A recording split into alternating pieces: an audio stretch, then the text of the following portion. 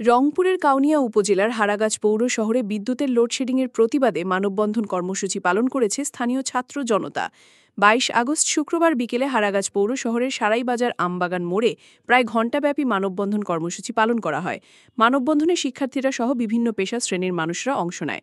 মানববন্ধনে বক্তারা বলেন, পল্লী বিদ্যুৎ সমিতি ২-এর হারাগাছ জোনাল অফিস বিদ্যুতের বরাদ্দ বৃদ্ধি না করে অন্য জেলায় বিদ্যুৎ সরবরাহ করে হারাগাছ পৌর শহরে লোডশেডিংয়ের মাত্রা বাড়িয়ে দিয়েছে। লোডশেডিংয়ের কারণে ছাত্রছাত্রীরা ঠিকমতো পড়াশোনা করতে পারে না, ইলেকট্রনিক্স জিনিসপত্র নষ্ট হয়ে যাচ্ছে। পৌর শহরে ঠিকভাবে বিদ্যুৎ সরবরাহ না রেখে লোডশেডিং দেওয়া হলে আগামীতে কঠোর আন্দোলন করা হবে। অতিরিক্ত বিল আর নতুন সংযোগের অনিয়ম আর চলতে পারে না। বিদ্যুৎ শুধু দিলে সেটা নয়, এটা আমাদের জীবনযাত্রার অংশ। ব্যবসা বাণিজ্যের চালিকা শক্তি আর সহায়তা এবং চিকিৎসার জন্য অপরিহার্য। তাই আমরা দাবি জানাই, বিদ্যুতের সরবরাহ বন্ধ করতে হবে, অতিরিক্ত বিল আদায় বন্ধ করতে হবে, স্বচ্ছতা ও জবাবদিহিতা নিশ্চিত করতে হবে। আমরা শান্তিপূর্ণভাবে আন্দোলনের মাধ্যমে দাবি জানাচ্ছি, সরকার ও সংশ্লিষ্ট প্রতিপক্ষ আমাদের কথার গুরুত্ব বুঝুক, অন্যথায় আন্দোলন আরো কঠোর হবে। আর এই বিদ্যুৎ এই সময় থাকে না, তার মানে ব্যাটারি চালিত স্কেল কাজ হয় না। আমরা কি করব? তাই আমরা অনুরোধ করতেছি,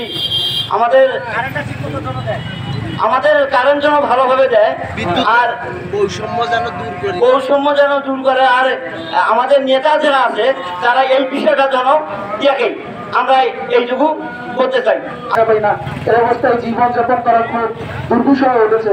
আমরা বলতে চাই, এই যে অসম বিদ্যুৎ বন্টন, আমাদের এই রংপুর পল্লী বিদ্যুৎ সমিতি ২-এর যে বরাদ্দ, সেই বরাদ্দ না বাড়িয়ে বিভিন্ন কলকারখানা প্রতিষ্ঠান স্থাপিত হয় এবং যে অটো চার্জিং, এগুলো বিদ্যুৎ যে খেয়ে নিচ্ছে, যার প্রভাবে আমাদের এই জনজীবন, সাধারণ মানুষের বসবাস করা কঠিন হয়ে যাচ্ছে দিনে দিনে।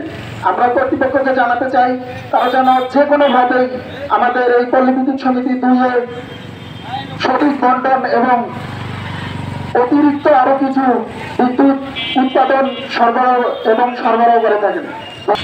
এইগুলো সমাধান করার জন্য আমাদের হারাগাছের অভিভাবক আছে, আমাদের সদ্য বড় ভাই হারাগাছের মধ্যমণি বড় ভাই, আমি ওনার দৃষ্টি আকর্ষণ করছি, উনি যেন আমাদের এই সমস্যা দূর চেষ্টা করে।